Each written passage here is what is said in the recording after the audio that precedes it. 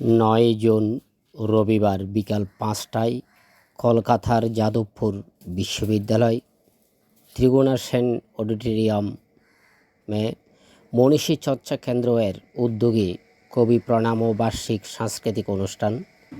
সংগঠনের সভাপতি শ্যামল কুমার মিশ্রের সভাপতিত্বে ও পরমাপ্রিয়া বসু ঠাকুরের সঞ্চালনায় প্রধান অতিথি গৌরবঙ্গ বিশ্ববিদ্যালয়ের প্রাক্তন উপাচার্য অধ্যাপক গোপা দত্ত ভৌমিক।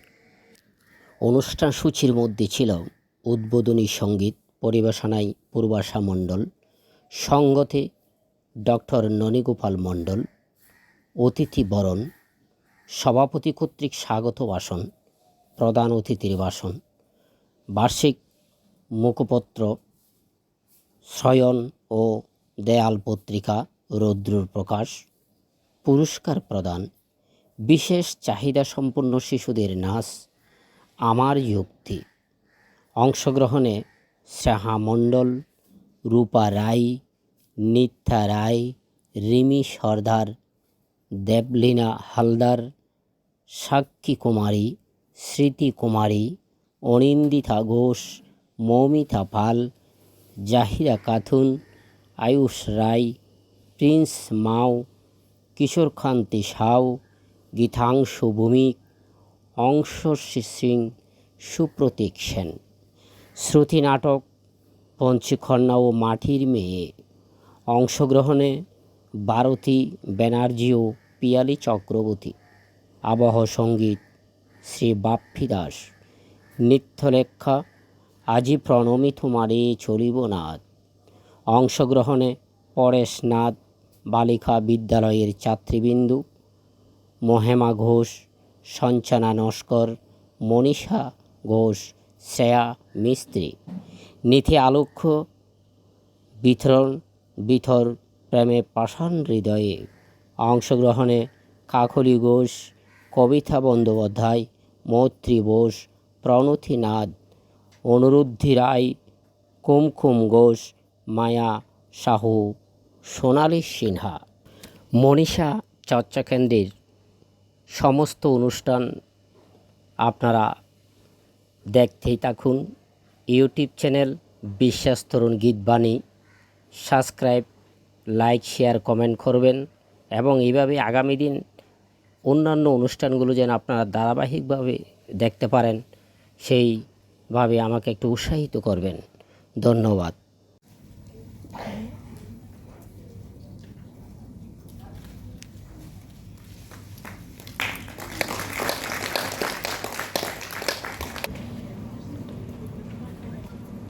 কবিগুরু রবীন্দ্রনাথ তো শুধু আলোকবর্তিকা নন, রবি তো রবি, ফলে তাকে বাদ দিয়ে আলোর সন্ধান করতে যাওয়া বৃথা।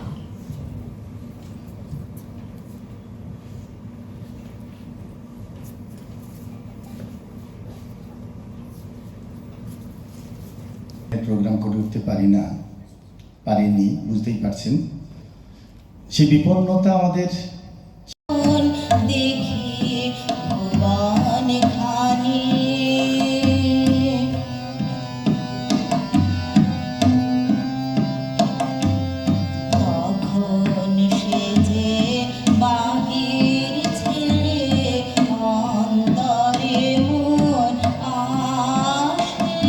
জীবনের প্রধান গৌরব তার অজেয় পৌরুষ অক্ষয় মনুষ্যত্ব। ঠিক যেমন করে মূল্যায়ন করা উচিত তার থেকে কোনো অংশে কম করেননি বোধ হয় রবীন্দ্রনাথ ঠাকুর। ফলে এই যে প্রেক্ষিতে সংস্কৃত চর্চা দেশটাকে পিছিয়ে দেওয়ার জন্য প্রয়োজন বলে 1832 সালে রামমোহন ভাবছেন। বড় অনেক উৎসাহ দিয়েছেন, ইতিহাসে সেটাই আছে। গৌরেশ্বর দিলা নাম গুণরাজ খান, কিংবা গৌরেশ্বর কৃত্তিবাসকে সম্বর্ধনা দিচ্ছে। পরাগলি মহাভারত লেখাচ্ছেন পরাগল খান।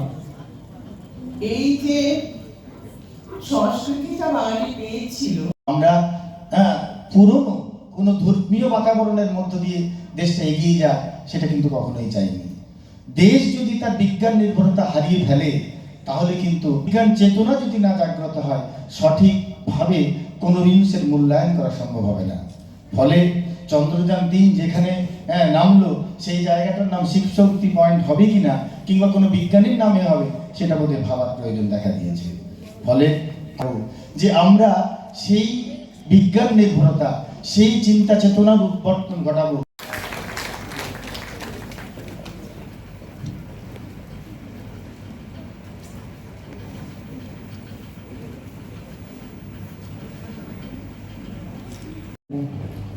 তিনি আমাদের দুঃখ পার হতে সাহায্য করেন।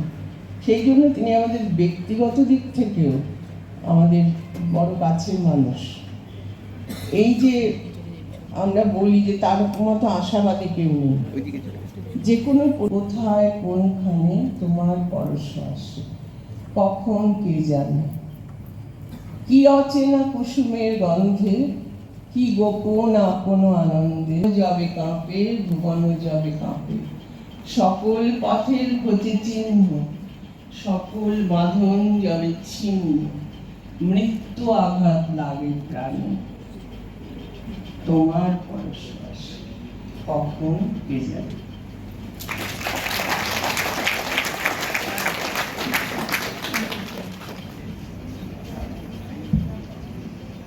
অসংখ্য ধন্যবাদ গোপা দত্ত ভৌমিককে তার অসামান্য বক্তব্যের মাধ্যমে আমাদেরকে। জয়ন্ত মুখার্জি পাঠভবন, তৃতীয় হয়েছে জয়ন্ত মুখার্জি, হয়েছে শ্রী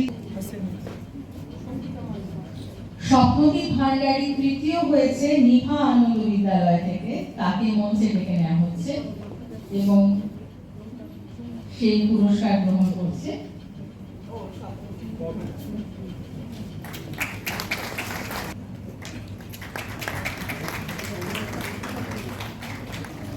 অনুষ্ঠানের পুরস্কার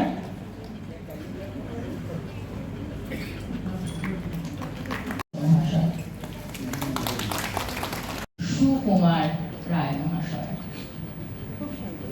তার একাধিক সৃষ্টিকে এখানে আরেকবার করে তুলে ধরা হলো। সবকিছুই অর্থহীন নয়, অর্থ কোথাও। তো চিন্ময় চট্টোপাধ্যায়ের হাত থেকে পুরস্কার গ্রহণ করছে গোপাল মন্ডল মহাশয়কে।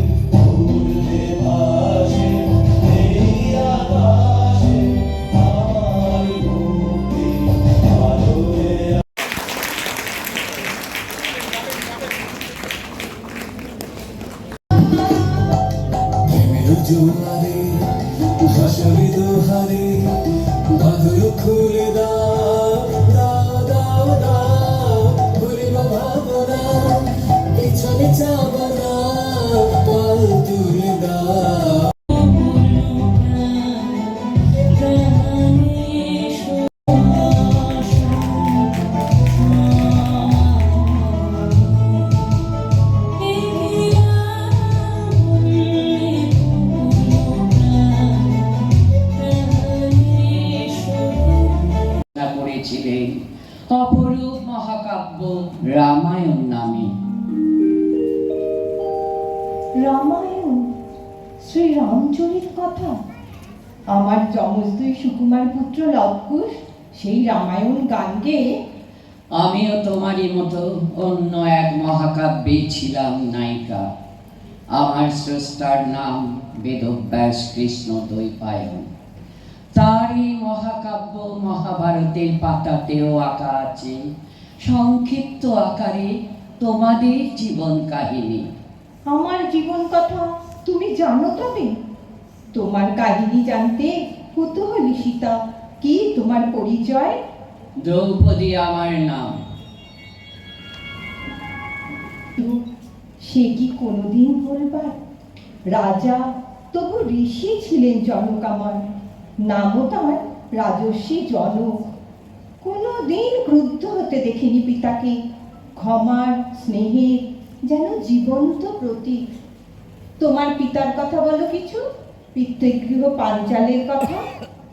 তোমারই মতো রজনী সম্ভাবা আমি, পার্থক্য জনস্থানে। আমার পরম স্ফূর্ত পঞ্চের ঘরণে হলো পাঞ্চাল নন্দিনী। এক নারী, তাই কিরম যেন বোধ হয়। এ ব্যাপারে পরপুরুষ ধরনের কোনো চিন্তা কোনো দিন আসেনি তোমার মনে? তুমি নারী, তোমাকে মনের কথা বলি। জীবনে পরম পুরুষ বলে মনে মনে বীর্য শুল্ক জয়ী অর্জুনকে চিরকাল ভেবেছে পাঞ্চালী। কিন্তু অন্য পাণ্ডবেরা, তারাও তো ধর্মমতে দ্রৌপদীর স্বামী। পরপুরুষের কথা বলছো কেন তুমি? না না, ভুলই বলেছি আমি। আসলে আমার এই মনের গঠন সে তো অনুকূল নয় এই অভিনব পরিণয় মানবার মতো। জীবনে মাত্র একবার রাম ছাড়া অন্য কেউ, লঙ্কা অধিপতি দশানন সন্ন্যাসীর ছদ্মবেশে স্পর্শ করেছিল আমার শরীর। অসুচিতে ভরা সেই স্পর্শ পরপুরুষের। নারীর একান্ত অনিচ্ছায় পরপুরুষের স্পর্শে নারীর কি দোষ? আমাদের বনবাসকালে জয়দ্রত একাকিনী পাঞ্চালীকে পেয়ে জোর করে রথে তুলে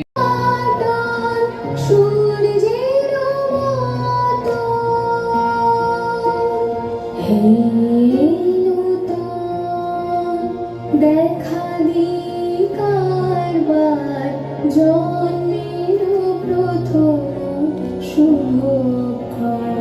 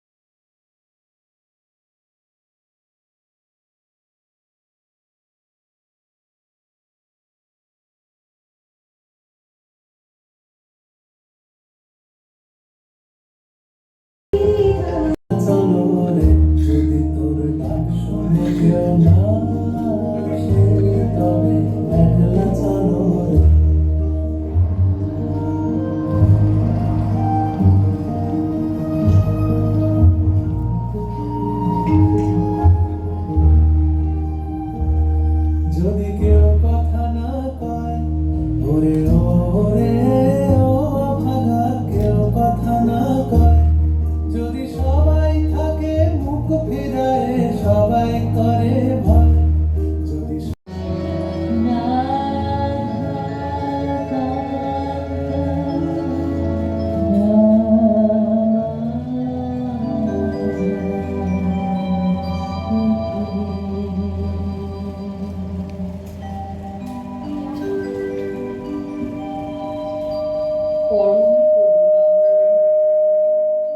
নাশ করেন যে গুরু ভগবান তার জ্ঞানের আলো দিয়ে আমাদের জীবন পথকে সুসজ্জিত করেন। যে গুরু ভগবান পালনকর্তা, সৃষ্টিকর্তা, সংহারকর্তা রূপে আমাদেরকে তিলে তিলে গড়ে তোলেন। সবটুকু উজাড় করে দিয়ে আনন্দের জীবন কাটানো যায়, তিনি আমাদের সবটুকু। তাই আজ সেই সদ্গুরু পরম